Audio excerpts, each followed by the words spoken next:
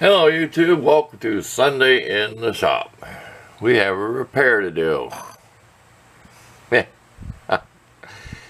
Stuff happens. The only reason I'm saving it, this is part of a set that we received as a wedding gift 20 years ago. It'll be 20 years this month. We'll show you the maker. You can pause on that if you want. I probably won't take a picture. And these are actually made in 95. Okay, there is another crack in here that goes, let me get a pointer. Another crack in here that starts here, goes down, comes back up like that. But I don't think it'll crack anymore. We're just going to use this as a pencil holder on the desk. In a survival situation, super glue, you could use drink cold water. I'd never put hot liquids back in it. Okay, we're going to use the Harbor Freight super glue.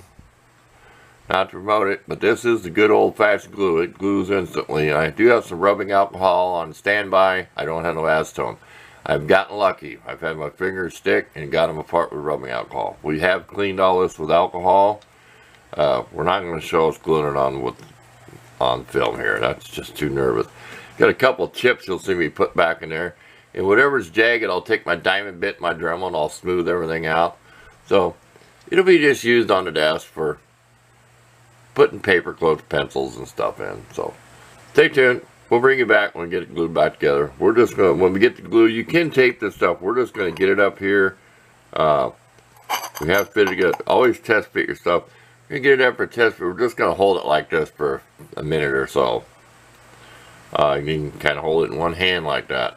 And like the little chips, you'll just be able to lay them down in there. I will take a picture of that.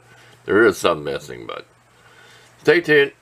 We don't want this to be a real long video, but it is Sunday in the shop, so we always take a little bit longer. And so we got some tools. See them over there? We got some little tools to show you. That'll keep you tuned in. You don't want to miss that. It's going to give you a little sneak peek, wondering what they are over there in the corner. So stay tuned. We'll come back. We'll get this thing glued. Okay, we're done with this project. So it's good. You could maybe trust to hold cold water, but we'll take our little diamond bit. This probably didn't fit exactly back in the way they're supposed to be. We'll take our little diamond bit. You can do this. And we'll grind all them sharp edges off. We'll take a picture of when it's all smooth. It don't look like that's exactly how those went in there. But that's the best I could fit them. I know this is about as close as you can, but this one might have shifted a little bit. No, can't leave it like that. We'll grind that all down. This will grind ceramic and glass. So there you go. We're not going to worry about that other crack as a handle holder. So it'll just be for paper clips and stuff. And I have had luck putting my glue up. Kind of had a hard time with the top of this poking the hole in there. Might want to get a big darning needle or something when you poke these tubes. But have had good luck. Set it up like this, get the cap back on it, wipe off the nozzle before you put this outside cap on. I've had this glue set for a couple weeks and still be able to reuse it. So, okay, enough of that. We beat that to death. Let's show you these old tools that we found at an antique mall store.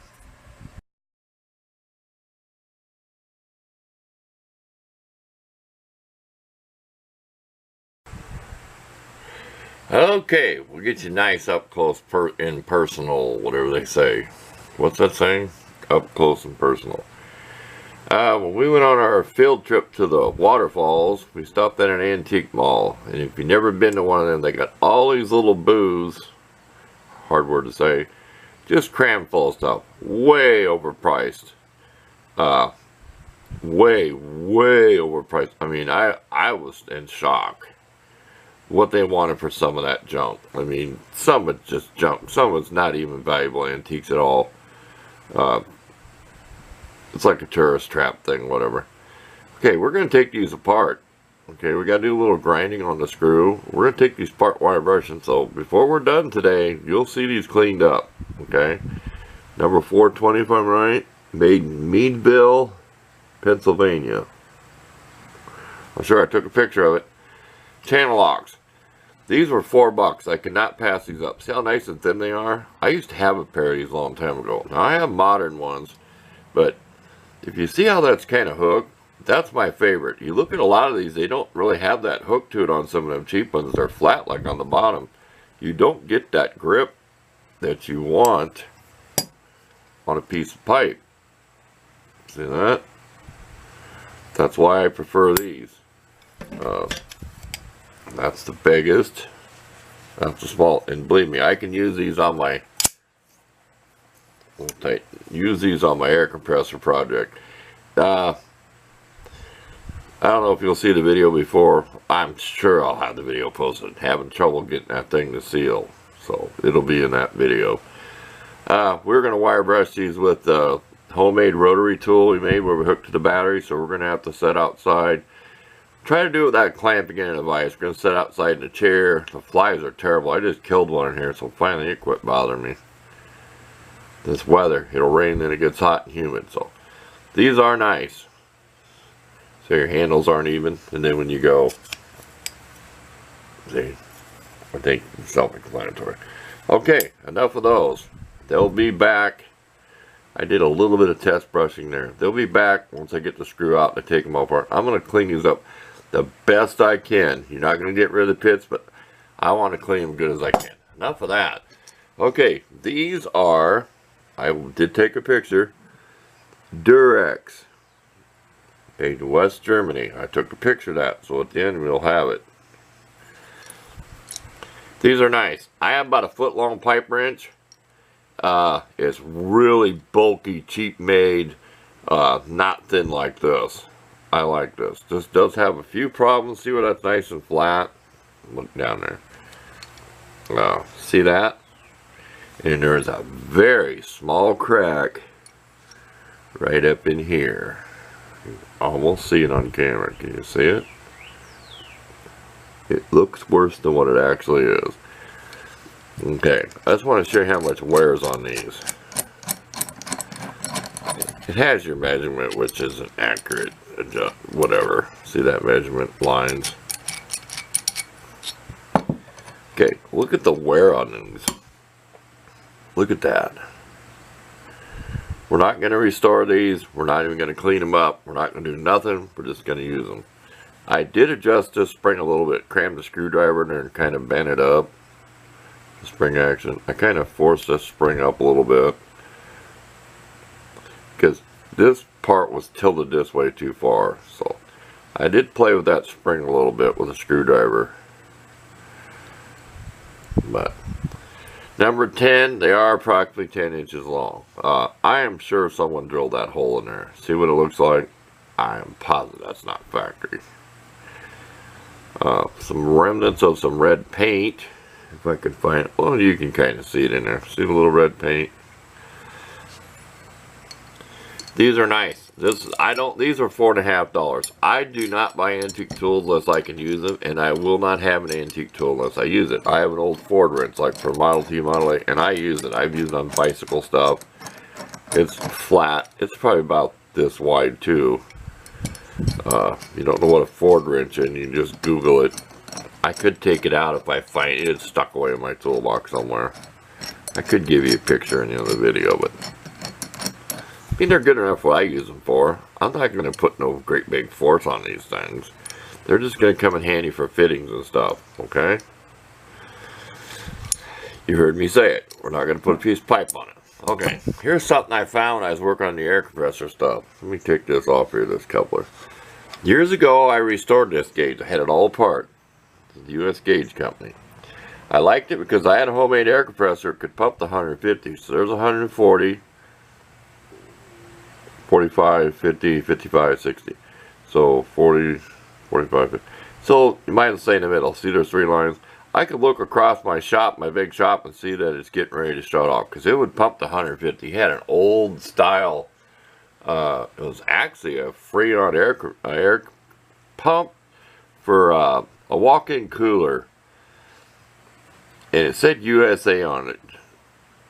It was really old. 2-cylinder pump. It finally locked up on me one hot day. But U.S. Gauge Company. I'll take a close-up. I painted the dial. I cleaned this up. I cleaned the glass both sides. This has all been taken apart and painted at one time. Don't ask me how the cover comes off, 'cause I'm sure it probably just came off by twisting it or something. We're not going to mess with it now, but very accurate gauge. I've tested against some other ones, but it's just red model car paint. But we'll think about one more thing to put in here. Of course, we're going to come back with these clean, and then we'll try to think of one more thing. It might not be too long a video this week. I try to keep them under 15 minutes, but thought I'd show that off. You know, it's nicer than buying some of that new junk. You know, and like I said, you could learn this gauge, and you could read it across the shop. So that's what I like about it. That's why I cleaned it up and redid it. It's not that accurate down here in the bottom. It gets up to 20. I've even tried figuring out. You can look at it. I'll take a picture. See if you can figure out what it is before it gets to 20, what the markings would be. They go by 5. If I remember right. I'm sure you can look at it. You can figure it out yourself. If that's 80, that's 100. You got like 3 click marks. You'll be able to figure out. I think it goes, but it's not that accurate down in this range until it gets going up there. So it was never super accurate at the bottom. So enough yakking about that. We'll bring you back and show you these when they're all done. We're going to go out and work on these. So hang in there. We shall return.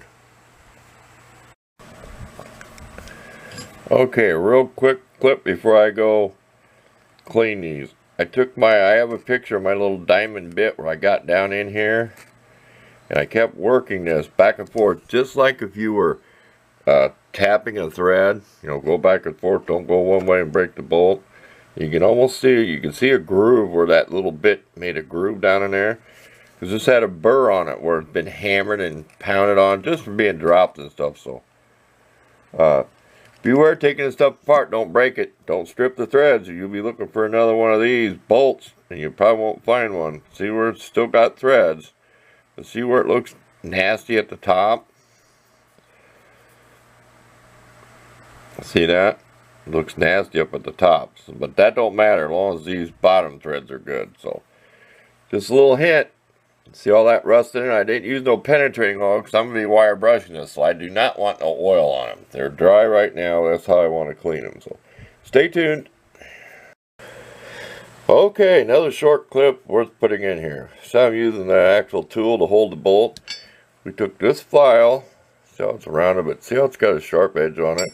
We had to file and Dremel the beginning of the threads. So this was, because it came off pretty tough. So I can almost turn it by hand. See that? 14mm wrench is what fits this. 9/16 in it. So it was metric wherever year it was made. I'm saying it's metric. See that? I can do. We'll take it all the way up. Got to be careful. Like I said, you can see where I ground that bevel in there. That's what you got to do with that little pointed diamond bit. I took a picture of it. You got to do what you got to do. You're probably not going to find another one of these bolts unless you take another pair of channel locks apart. But it's kind of hard to tell. We'll just take a snapshot of those threads. They're not the greatest where it starts, so stay tuned. We'll go clean these up. You can tell they're pretty nasty. I took a picture of them. Somebody just wire brushed these just to sell them, so they didn't recondition and restore these. So hang in there. We'll get these things cleaned up, so this isn't too long of a boring video of cleaning a pair of channel locks. Okay, you can tell by my hands I've been working. I've got probably an hour into these. Wire brushes on my Dremel even, and a few of the, you can do this, a few of the pointing like diamond bits to get down in them grooves, and then a brass wire brush in the Dremel. And then the brushes, like I said, I used on that my homemade rotary tool I clean carbons with. There's a little bit of play in here. The only way to get rid of that is I can take the bolt as squared. The squared part goes through here and holds this, and then the nut tightens. So it's squared on this side. Okay. I can make that square go a little bit deeper. Okay. But they're channel locks. They're not, you don't want them super tight. You want to be able to adjust them real easy. So you don't want to be fighting them to get them to work. There you go. Took the, like I said, the wire and the sanding flapper disc, dewalled on a 4.5 inch and lightly polished this with it. I did not want to leave no gouges in it. I want them to smooth and feel good. I don't care if somebody says you shouldn't have done that because now they're just too shiny and gaudy, but I want them clean and nice if I'm going to use them. So I didn't do the inside of the handles. I don't know if you can tell the difference. I just wire brushed them. See, they're a little bit darker, different. I didn't do in here. I just wire brushed it. So you can see them. There's more pitting. But I wanted them smoother, so I did all the edges. Okay, the battery died mid-setting, so I don't know where I was. But like I said, we're going to call this good for this week's video. I want to thank y'all for watching. And we'll see you next week. Like I said, it wasn't a perfect mint restoration. They look nice when I use them. I said I'll fix that little bit of a wobble. I'll either put a little washer in there or grind the sides of this bolt flat side so it can come to the hole better. So thanks for watching. There'll be plenty of pictures of this so you can see how rusty it was when I took it apart. So thank you again. We'll see you next week.